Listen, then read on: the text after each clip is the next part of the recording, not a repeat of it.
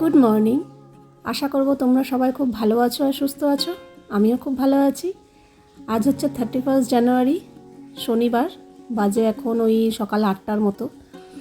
যাই হোক, অত সকাল সকাল এখন আর উঠছি না, যেহেতু শরীরটা এই সবে সুস্থ হলো, মানে আস্তে আস্তে ঠিক হচ্ছে। যেহেতু একটু শরীর খারাপ থেকেই উঠলাম, তো তাই জন্য অত ভোরে জবরদস্তি উঠছি না। আর হাঁটা তো সেই কবে থেকেই বন্ধ হয়ে গেছে, যবে থেকে পূজা আসা বন্ধ করে দিয়েছে তবে থেকে আমার হাঁটাও বন্ধ হয়ে গেছে। তো ঘরের কাজকর্মেই এখন সারাদিন সময় লেগে যাচ্ছে, তার মধ্যে আবার শরীরটা গেছে বিগড়ে। শরীর সুস্থ থাকলে দেখলে সব কিছুই ভালো লাগে, কাজে এনার্জি বসে, ভালো লাগে সব কিছুই। শরীর যদি বিগড়ে যায়, ব্যাস সব গণ্ডগোল। তো ঘর একটু অগোছালো কয়েকদিন হয়েই গেছিলো। খুব যে অপরিষ্কার ঘর বাড়ি রেখে দিয়েছি তা নয়, সকাল সকাল কাজকর্ম সেরেছি, কিন্তু তা সত্ত্বেও হয় না, বাড়ির বউ মানে যদি অসুস্থ হয়ে পড়ে কেমন একটা উচ্ছৃঙ্খল বিশৃঙ্খল একটা ব্যাপার। রান্নাবান্না ঠিক নেই, কাজকর্মে ঠিক নেই, মানে কেমন যেন একটা বেহিসাবি সব কিছু যেন উল্টোপাল্টা। আমার কাছে তো তাই মনে হচ্ছে, যেন সব কিছু যেন উল্টোপাল্টা হয়ে রয়েছে। তো যাই হোক, সকাল সকাল ঘরটা ঝাড় দেওয়া হয়ে গেল, আর জামা কাপড় কাচতেই দিয়েছিলাম সকালবেলা, কাচাও হয়ে গেছে। আজকে মার থেকে জামা কাপড় নিয়ে এসে কেচে দিয়েছিলাম, তার মধ্যে আমাদেরও কিছু দিয়েছি। মার বেশি কিছু ছিল না, একটা চাদর, মার নাইটি ছিল, তো তার মধ্যে আমারও জামা কাপড় কিছু দিয়েছি। দিয়ে সব কিছু মেশিনে পরিষ্কার হয়ে গেছে। এখন ছাদে চলে এসেছি। ছাদে বেশ রোদটা দুদিন ধরে মাঝখানে বেশ ভালো গরম লাগছিল, এই আজকে আর গতকাল দেখছি আবার একটু হালকা ঠান্ডা ঠান্ডা লাগছে, মানে রোদটা বেশ ভালো লাগছে। মাঝখানে দুদিন আবার রোদটা অসহ্যকর লাগছিলো, ভালো লাগছিল না।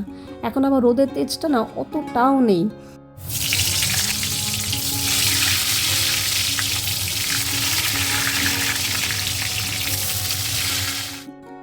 গতকাল রাতেই আটা মাখা ছিল, তো সেই আটা মাখা রেখে দিয়েছিলাম সকালে রুটি করব বলে। তো একটু বেগুন ভাজলাম, আর এখন রুটি করছি।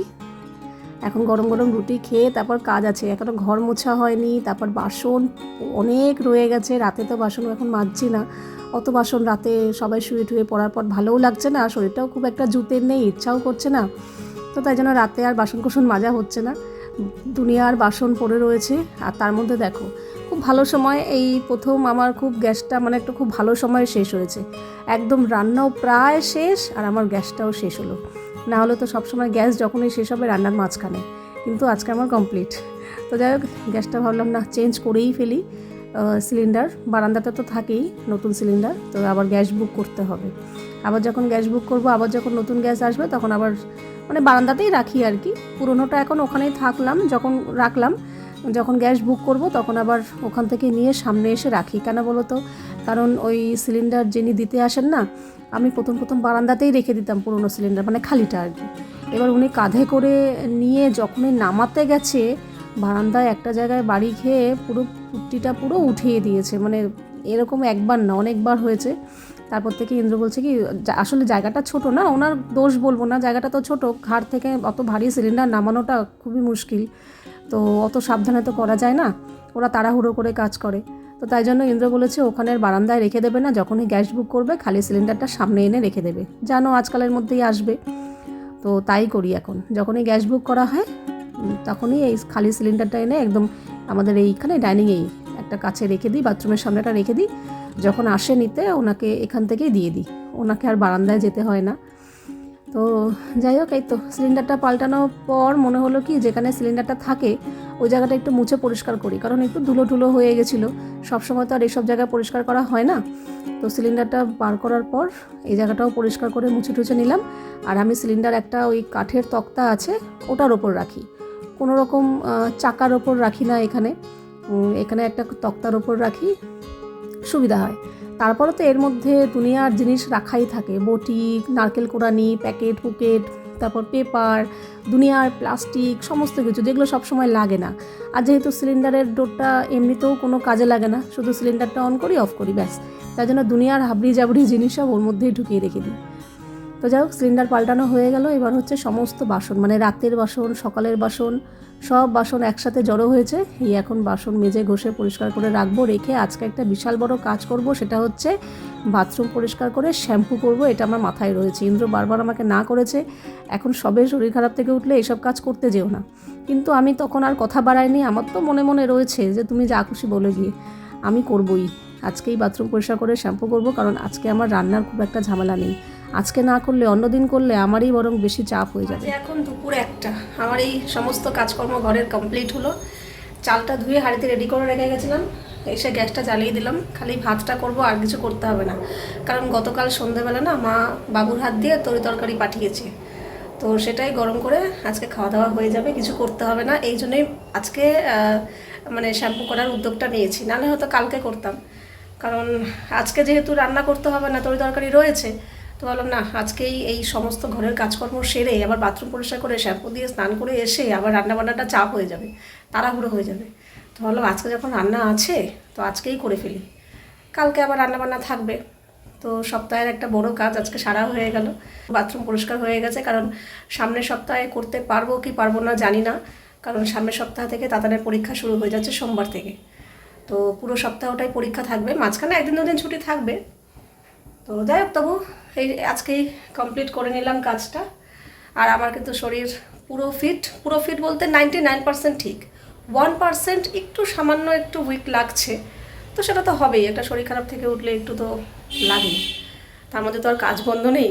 আর সত্যি কথা বলতে গেলে কাজ করে আমি ভালোও আছি, এমন তো না একেবারে বিছানায় শুয়ে পড়ার মতো। তো যেহেতু হেঁটে চলে কাজ করতে পারছি, তো ঘর সংসারের কাজকর্ম করে আমার মনটাও ভালো লাগছে, ঘর বাড়ি সব পরিষ্কার, এটা যেন দেখেও আমার মনটা শান্তি লাগছে। যাই হোক, বাথরুমও পরিষ্কার হয়ে গেল আজকে। তাতানো আজকে শ্যাম্পু করবে, বললাম আজকেই করে নে, কালকে আবার পড়ার চাপ থাকবে, সোমবারই পরীক্ষা, এই জন্য ও আজকে শ্যাম্পু করে নিচ্ছে। তো যাই হোক, এই তো আজকের মতো, এই এখনকার মতো, আর এখন আর কোনো কাজ নেই, দেখি বসে বসে এডিট করতে থাকি। এইবার আর করবে না, ক্যামেরা অন হয়ে গেছে, আওয়াজ পাইনি, এই তো অন করেছি, ঠিক আছে, কর এবার কর, আর বিরক্ত আর করবে না, বিরক্ত ও আর কিচ্ছু করবে না, দেখ না ভদ্র, অতি ভদ্র, ওর থেকে ভদ্র ছেলে, যা খুশি করো, কিচ্ছু করবে না, দেখ না ও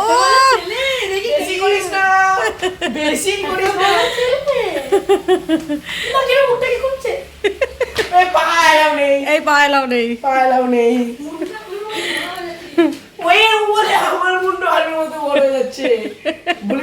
নিজেরটা হচ্ছে তো, বল এটা কম্পাস এরকম বসিয়ে পুরো রাউন্ড করে দিলে তো মুখটা পুরো দেখো না, এইখানে যে দূরত্ব মানে যা সেন্টিমিটার এখানে হবে সেম এখানে হবে, তার সেম এখানে হবে না, পুরো সমান গোল। তোর মুখ বলিনি, তোর মুখটা মানে এই মাথাটা অনেক বড়, তোর তো পুরো গোল, পুরো মোমোর মতো মুখটা। যাক, এই যে এখানে ভাত করলাম, আর কালকে আমার মা পাঠিয়ে দিয়েছিল শুক্তো, অনেকটাই আছে, আর এই যে এই তরকারি, এই দিয়ে খাওয়া হয়ে যাবে আজকে। কর, কি করছিলিস, কর কিছুই করিনি, কিছুটা করছিলিস তুই এখন। বাজে এখন সন্ধে 7:30, দুপুরবেলা ঘুমাইনি, বসে বসে এডিট করে আপলোড করেছি, তারপরে তো সন্ধে হয়ে গেছে, তারপরে আর ঘুমাবো কি, একটু ঘুম ভাব এসছিল, সোফাতে বসে বসে এডিট করছিলাম, এরকম হয়ে ঢুলে পড়ে যাচ্ছিলাম। যাই হোক, একেবারে রাত্রেই ঘুমাবো।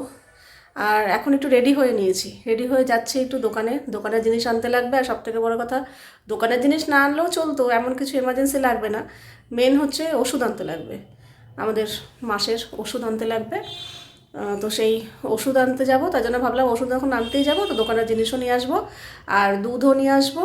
মার আমাদের বাড়ির পাশের দোকানটাতে আমুলের দুধটা পাওয়া যায়, এখানে এদিকে কোথাও আমুলের দুধটা পাওয়া যায় না, সব মেট্রো রেড কাউ এইসব, তো ওইখান থেকে আমুলের দুধটা আনবো, আর দোকানের জিনিসও আনবো বেরোচ্ছি যখন কিছু, আর মেন হচ্ছে ওষুধ নিয়ে আসবো আমাদের।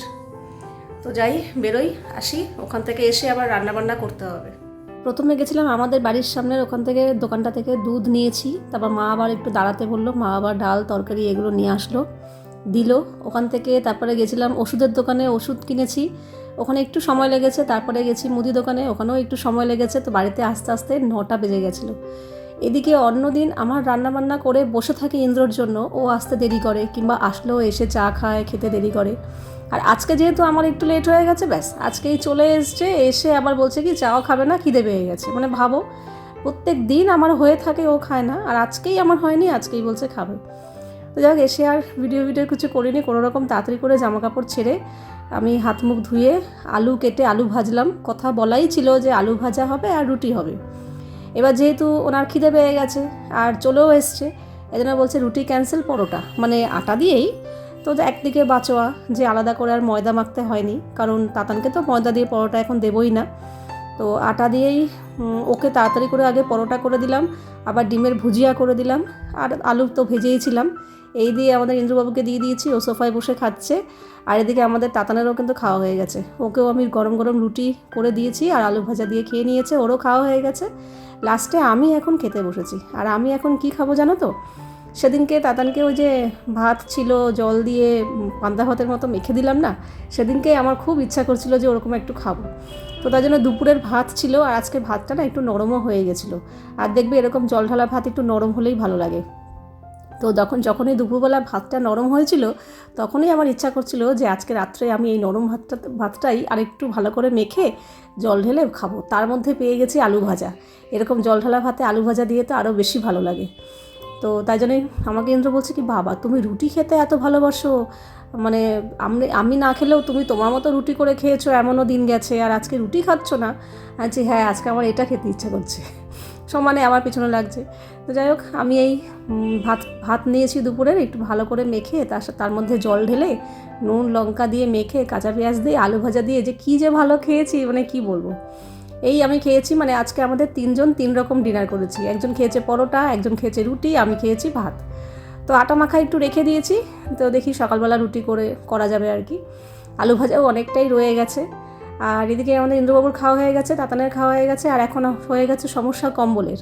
ওয়েদারটা এমন যে এই ঘরে যে মোটা ভারী কম্বলটা রয়েছে, ওটা এখন আর ওর লাগছে না, একটু পাতলা হলে ভালো হয়। তো তার জন্য এই কম্বলটা এই ঘরে দিয়ে গেলাম। আর একটা পাতলা কম্বল আমাদের আছে, ওটা আমরা তাতানের হয়ে যাবে। তো এই মোটা কম্বলটা এবার তোলার ব্যবস্থা করতে হবে। তো যাই হোক, খেয়ে নেব। খেয়ে দিয়ে খাওয়া দাওয়ার পরে যে রাতের কাজটা আগে কী সুন্দর আমি সারতাম, কিন্তু যবে থেকে শরীরটা একটু খারাপ লাগছে না, রাত্রে আর কিছু পরিষ্কার পরিচ্ছন্ন কিংবা মাজা ঘষা করতে একদম ইচ্ছা করছে না। তার মধ্যে যদি দেখছি সবাই যে যার মতো শুতে চলে যাচ্ছে, আমার তো আরও ইচ্ছা করছে না। খাওয়া দাওয়া তো হয়ে গেছে, কিন্তু রান্নাঘরটা না অগোছালো হয়ে রয়েছে। গ্যাসটাও মুছিনি, বাসন তো মাজবই না, অনেকগুলোই বাসন বেরিয়েছে। এই অবস্থা হচ্ছে রান্নাঘরের। এতদিন ভাবছিলাম তাতানের পরীক্ষা মাধ্যমিক পরীক্ষা, ক্যাজুয়াল ছিলাম, নর্মাল ছিলাম। কেন জানি না আজকে থেকে আমার একটু টেনশান হচ্ছে। জানি আমি টেনশন করে কিছুই করতে পারবো না, না আমি পড়াশোনা করতে পারবো, না আমি পরীক্ষায় বসতে পারবো। যা করবে ওই করবে, কিন্তু তার সত্ত্বেও আজকে আমার যেন একটু কেমন কেমন লাগছে।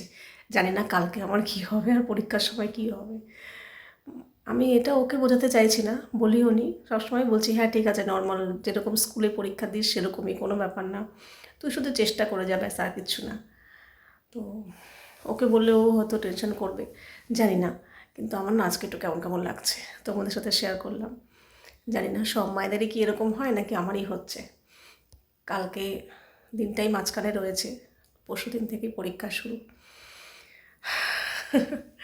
তার মধ্যে শরীর খারাপ থেকে সবে উঠলাম, একটু দুর্বলতাটাও সেরকমভাবে কাটেনি। আর দোকান থেকে আসার পর রাত হয়ে গেছিলো, বাড়িতে এসেছি তখন 9টা বাজে।